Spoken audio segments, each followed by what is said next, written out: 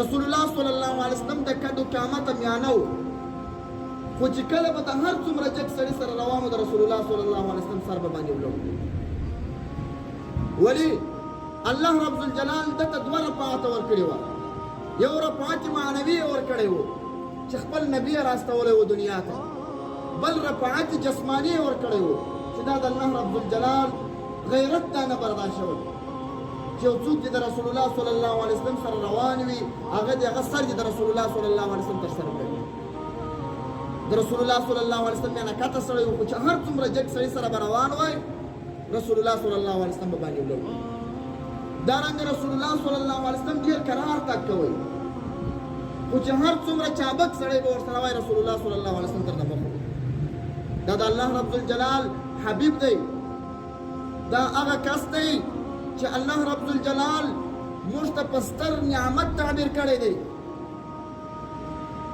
او دا د رسول الله صلی الله علیه وسلم په حق الله رب الجلال فرمایي وما ارسلناک الا رحمة للعالمین اے حبیبه نمی راستولی دنیا ته الا رحمة للعالمین د ټول عالم د پاره مې رحمت راستولی د عالمین په ترجمه او تحقیق کې علما ډېر مختلف اقوال نقل کوي هي طرف ته نظر خالص د رسول الله صلی الله علیه وسلم دا رفعت مې درته ووایه او رسول الله صلی الله علیه وسلم د دروش پیته کاله و چې وفات ور باندې راغی دا د جمهور نظر دی او د جمهور علماو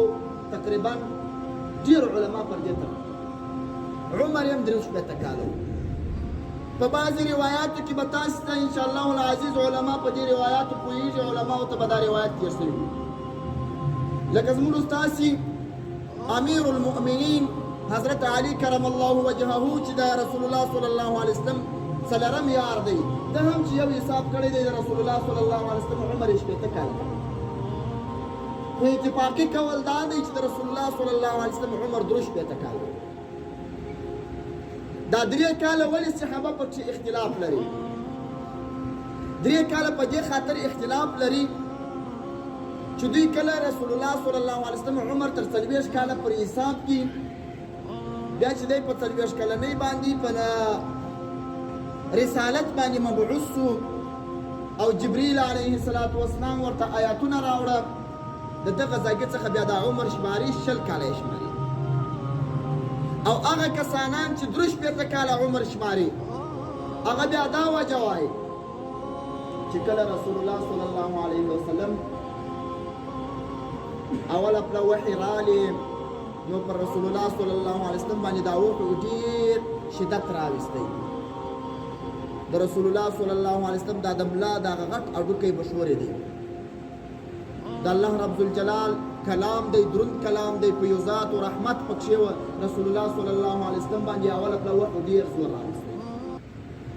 بیا درې کاله وحی بندي وي تاسو کې امام بخاری رحمه الله وګورئ دا اول جلد کې اول صفحو کې دغه حدیث نقل کړی دی چې درې کاله بیا پر رسول الله صلی الله علیه وسلم باندې وحی بندي درې کاله کوم صحابي چې د رسول الله صلی الله علیه وسلم عمر شپېته کاله بولي هغه د فطرتي دا چې بابو فطرت الوحی چې دغه اول درې کلونه د وحی دي دغه نشماري نو د رسول الله صلی الله علیه وسلم عمر ته شپېته ته ورسېد او کم کسانان چې دغه د فطرت الوحی زمانه درې کاله شماري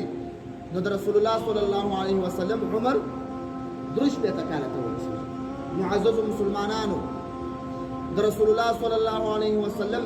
سیرت د رسول الله صلی الله علیه وسلم مناقب د رسول الله صلی الله علیه وسلم غزاوی د رسول الله صلی الله علیه وسلم د صحابه او احوال دا خپل اولادو ته شول خپل زده کول دا د ټول امت واجبه ده علما ناس دي ما کتاب کې تورې لیدلې دي وایي که یو سړی په دې نه خبر